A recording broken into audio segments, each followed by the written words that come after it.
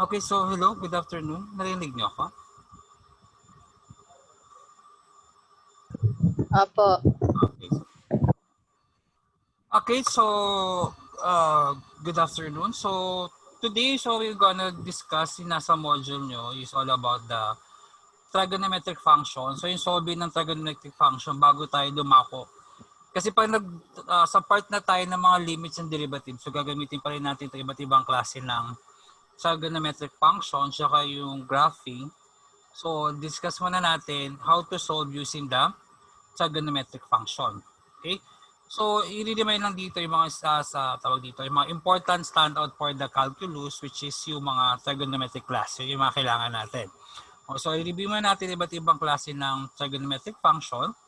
So, then, dito on, tsaka tayo mag-solve for the graphings na nakikita nyo din naman dyan sa modules na binigay ko sa inyo. Okay?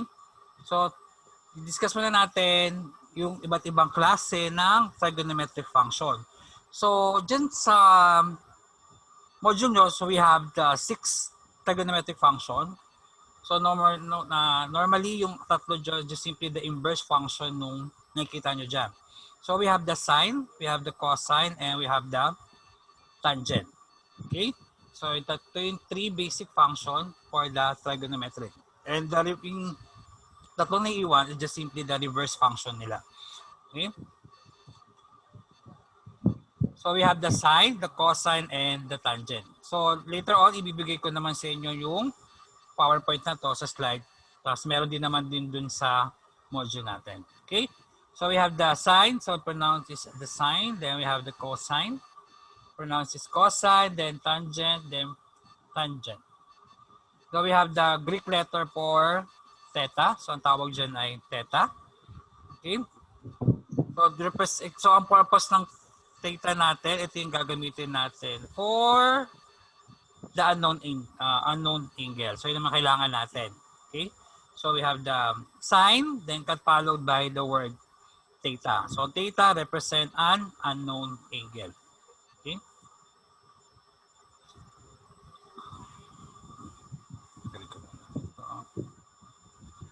Okay. So we have the three.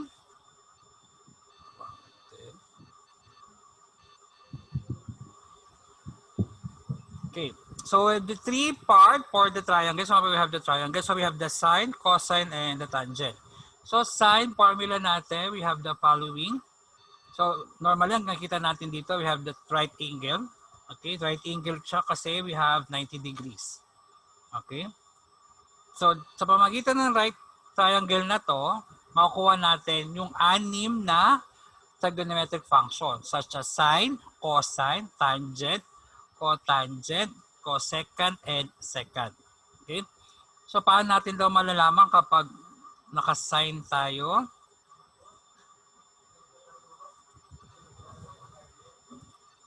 Okay, for the sine, we have the opposite. So this is the opposite. And we have the hypotenuse. Okay? So this is the hypotenuse. Okay, so yun sa sine. So sine na formula natin is opposite over hypotenuse. Okay? Next, we have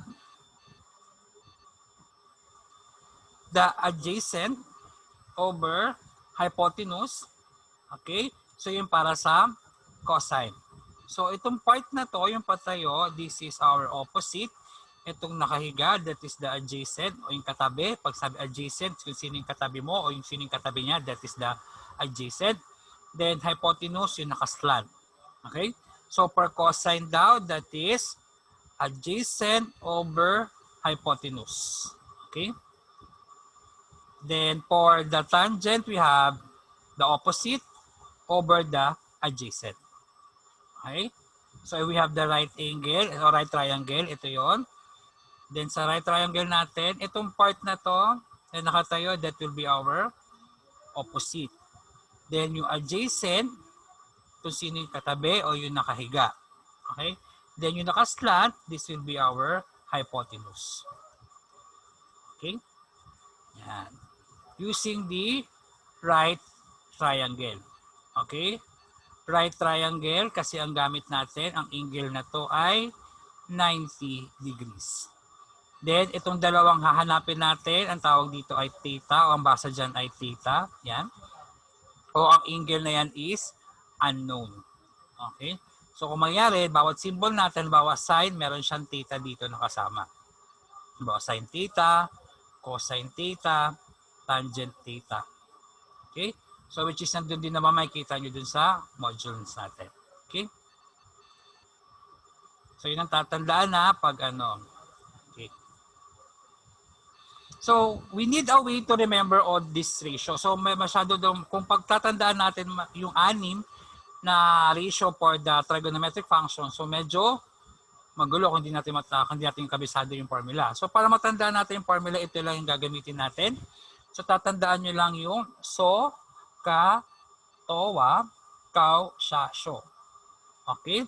So, para matandaan daw yung 6 na trigonometric function, ito yung shortcut natin. So, we have the yan. So,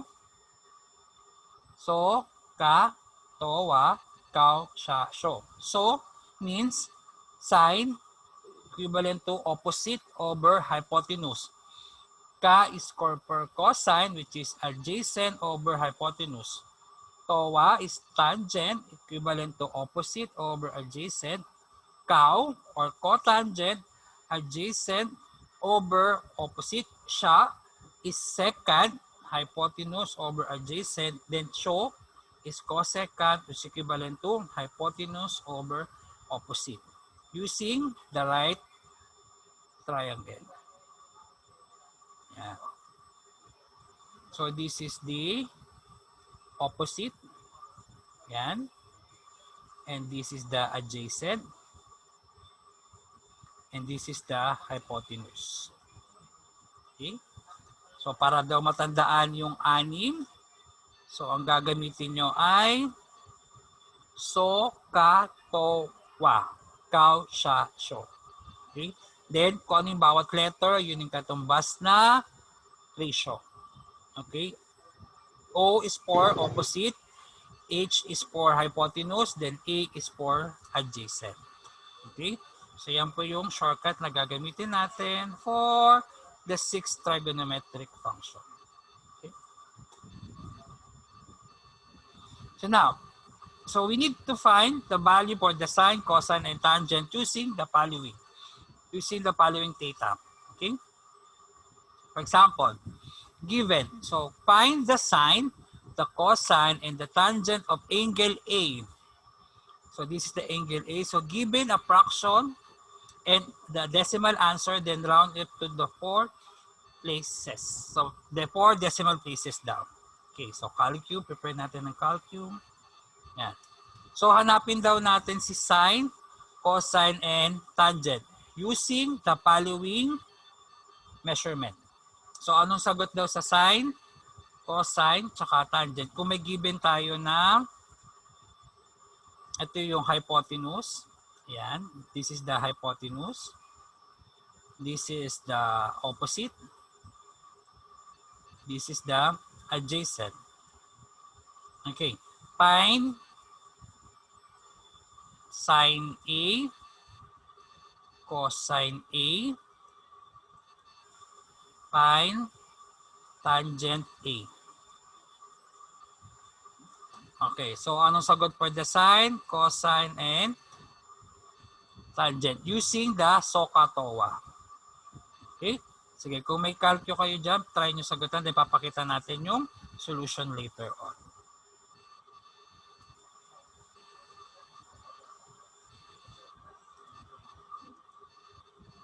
Okay, so find sine A, and find sine A,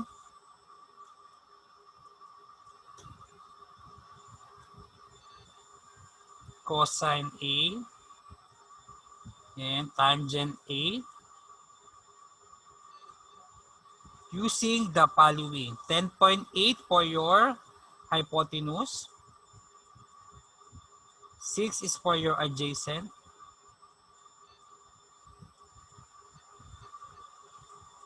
then 9 is for your opposite. What is the value of A kapag sine, cosine, and tangent? Then, ang sagot daw should be what? Should be in 4 decimal places. Sige, try nyo sagutan. Then, pamaya papakita natin yung ano natin. So, sine is SOHCAHTOA.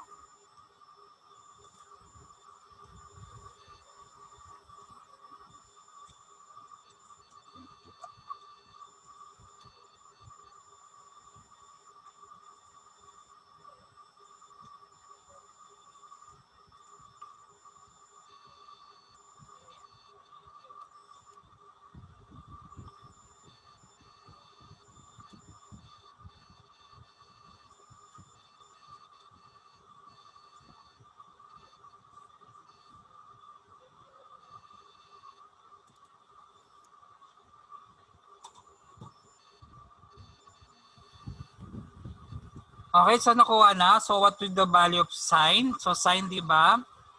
So, sabi, for the sine, we have opposite, which is 9. Adjacent is 10.8. Adjacent 6 na opposite 9. So, kailangan natin sa sine is opposite over hypotenuse. So, hypotenuse natin is 10.8.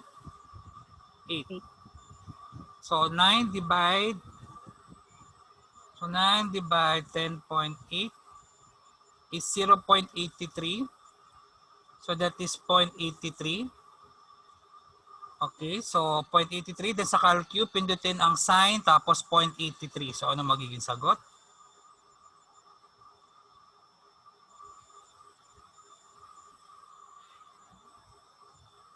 Zero point 0.014.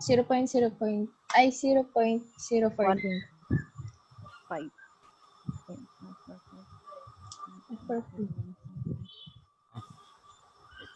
9 divide 10.8 is 0.83. 0.8333.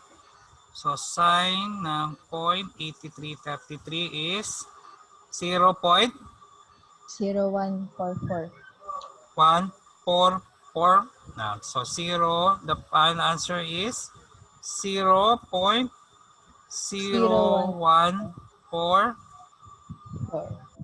Yan. Yan. Then kapag cosine daw is adjacent over hypotenuse. So adjacent natin ay 6.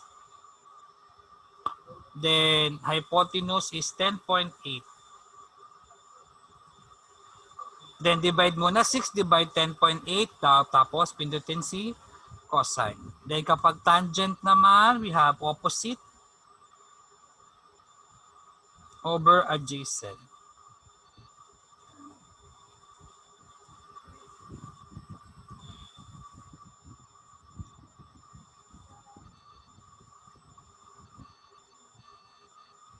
So 6 divide 10.8 is 0.0056 o 0.56, di ba?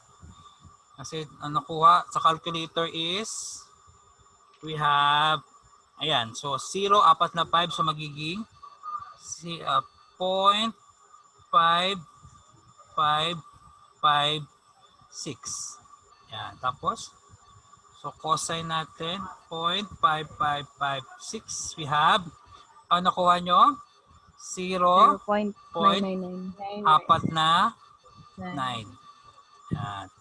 So sa tangent naman, so 9 divide 6 is 1.5. So tangent 1.5. 0.026. 262. 262. Yan, kasi 2615. Yan. So yan. So ganun po So yan yung pagkuha natin for so nandito naman yung solution. So yan. Hanapin daw natin kung saan ni angle na kailangan natin. So kailangan natin 8. Then kukunin natin yung bawat ratio. Ay, kunyari.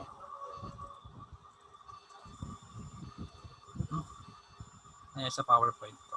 So yan. Nawala yung power bar. Okay, yeah. So yun, di ba? So nakuha natin is sine, adjacent, opposite over hypotenuse, adjacent, hypotenuse. So 0.83, 0.556, then 0.15, then hanapin na siya using your sine. So yun nakuha natin kanina na answer natin. Okay? So tatandaan natin sa formula we have so we have the so, ka, to, wa, kaw, sha, sho. So we have the sine, cosine, tangent, opposite, secant, and cosecant using the right triangle. We have the hypotenuse, we have the adjacent, and we have the opposite. So kung anong katumbas na letter ng bawat isa based dun sa triangle natin. Okay?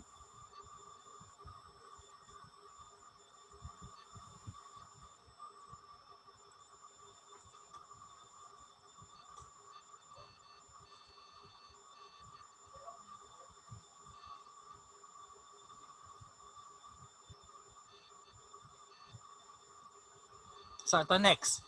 So ngayon, sama nyo na yung 6. So kunin nyo itong so find the cosine, cosine, tangent. Sama nyo na si cotangent. Sama nyo na si secant. Then sama na si cosecant. Okay, so find A. Yan. So kunin na si sine A, cosine A, tapos tangent A, using 8.2 for your opposite,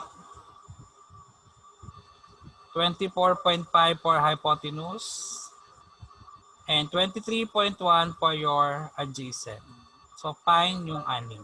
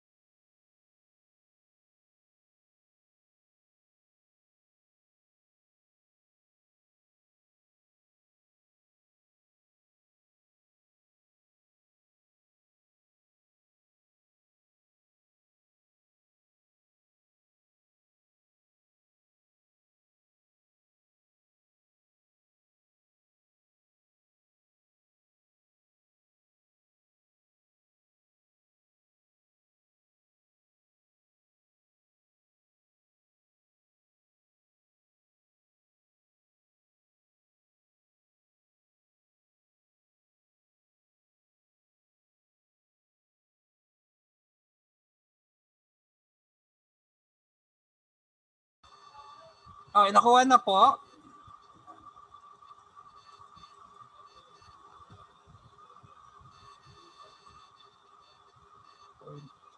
Divide 24.5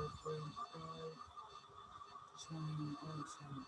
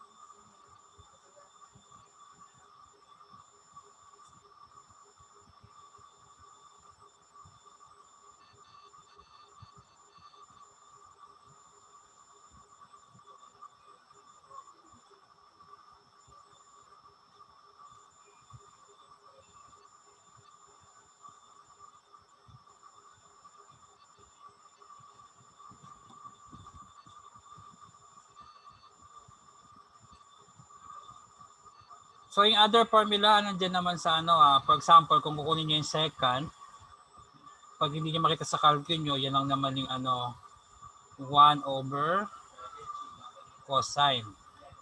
Okay, para sa ano. Then, for the cosecant, we have 1 over sine. Then, for the cotangent, other for para makuha nyo pag wala kayong, pag normal calculus yung gagamitin nyo, 1 over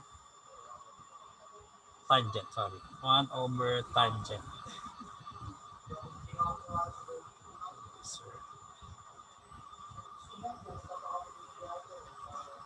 1 over tangent.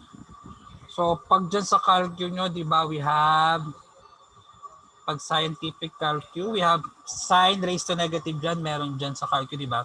Meron dyan sine raised to negative 1, tsaka cosine raised to negative 1, then tangent raised to negative 1. So, ito, para maging second dyan sa calculus nyo, meron kayong cosine raised to negative 1. Yan. Pag cosecant is 1 na sine raised to negative 1. Para makuha natin yung cosecant, secant, tsaka cotangent dyan sa calculator nyo, we have the tangent raised to negative 1. Okay? So, pag dyan sa scientific calculator yung gamit natin. So, meron namang function dyan for the sine, cosine, tangent. Then, meron din dyan sine raised to negative 1. Meron din tayong sine raised to, cosine raised to negative 1 and tangent raised to negative 1.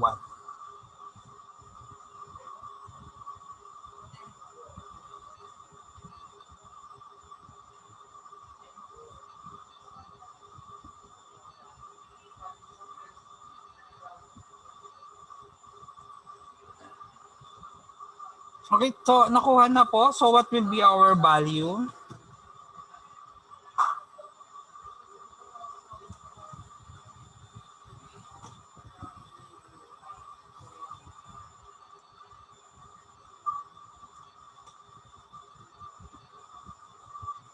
So pag sa sine, we have 8.2 divide 24.5, di ba?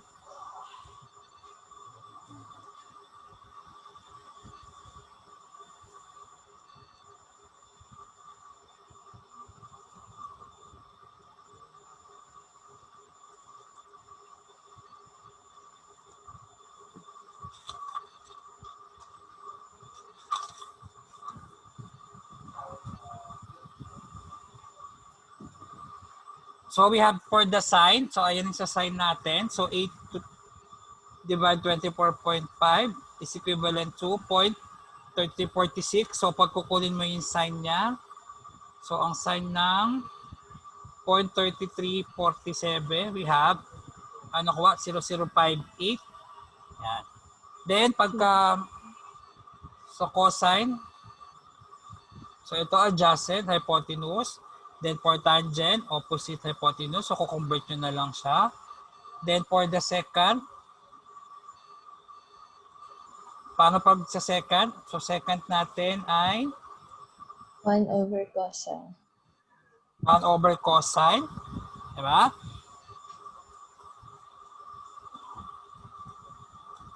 Then for the cotangent, we have 1 over tangent. Then we have the cosecant. 1 over sine. So we have the 1 over sine. Okay? So yun yung mga formula natin. Okay?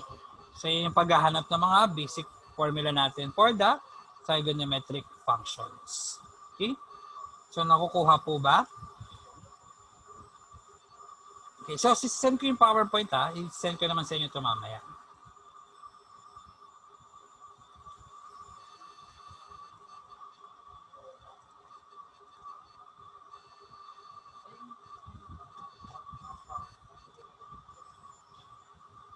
Okay. So pag sa normal na procedure natin, so di ba ito yung we have the cosine, the value para makuha yan, we have the hypothesis, di ba? Hypotenuse, adjacent, tsaka yan. Then ito yung anim na trigonometric function. Then we have the normal lang, we have the sine, cosine, and tangent. Pag kukunin natin yung cosine, cosecant, tsaka cotangent, so ito siya. So secant is equivalent to 1 over cosine. We have the cosecant is 1 over sine. Then they have the tangent 1 over x. Okay, dahil ang gamit natin ay naka-rectangle, naka-triangle tayo, so normally kailangan natin gumamit tayo ng mga degree. Diba? Normal degree natin yung rotation. Diba? So we have the 30 degree, the 45 degree, 60 degree, 90 degree. Diba? So sa ratio natin, ito we have the 90. Diba? We have ito 45 nasa gitna. Diba? Pwede tayong mga 60, pwede 60, 180, ayan, 180, isang ikot. Then we have the 270. Then one complete rotation, we have the 360 degrees. So yung degree natin, yung rotation natin para kung mag-graph tayo. Okay? Then syempre, bawat graph may katumbas siya na radian. Okay? So pag 0, ito 0, 90, yan, 90, 180, then we have the 270, then we have the complete rotation which is 360 degree. Okay? Then kapag i-convert daw natin siya sa radian,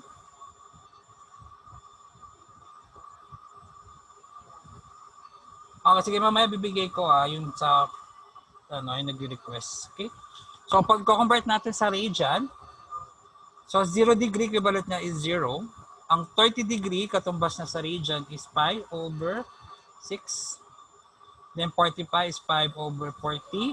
60 degree is pi over 3. Then 90 sa radian, we have pi over 2. 180 is pi. 270 is 3 pi over 2. And the complete rotation is equivalent to 25.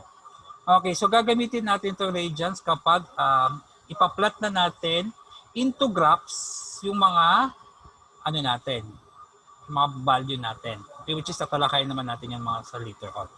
Okay?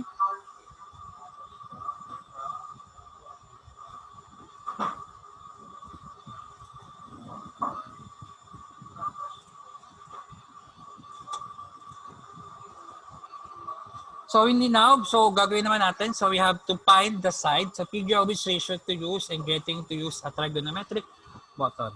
So ang problema naman natin dito, so maghahanap tayo ng find the value of x. Okay? So gagawin, so ipi-place lang muna natin kung ano yung hinahanap natin para ma-figure out natin kung ano yung mga given. So now i-figure out the ratio, kasi set up natin. So pag ganyang function, itignan muna natin kung ano yung available na ratio. Kung ano yung mga meron na symbol tayo. So meron tayong opposite. So ito yung opposite, di ba? Tapos meron tayong angle. Yan. Then ang hinahanapin natin is adjacent.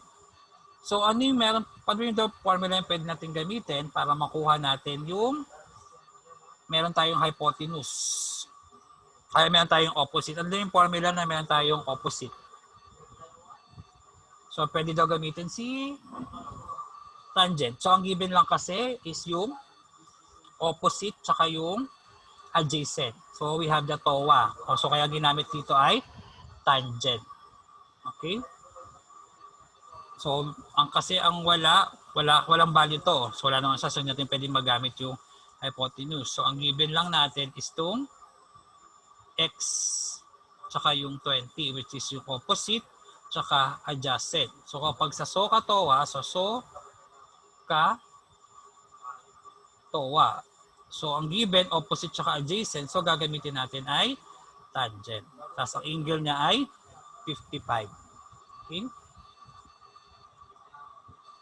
Then after nun, yan, ilalabas natin si x. Para inilabas si x, cross multiplication natin siya. Yan, so cross multiply, so nilabas natin si x. Then, what will be the value? Yan. Yung sa calculator natin, so what will be the 20 tangent 55? 28.56. So we have value ng x is 28.56.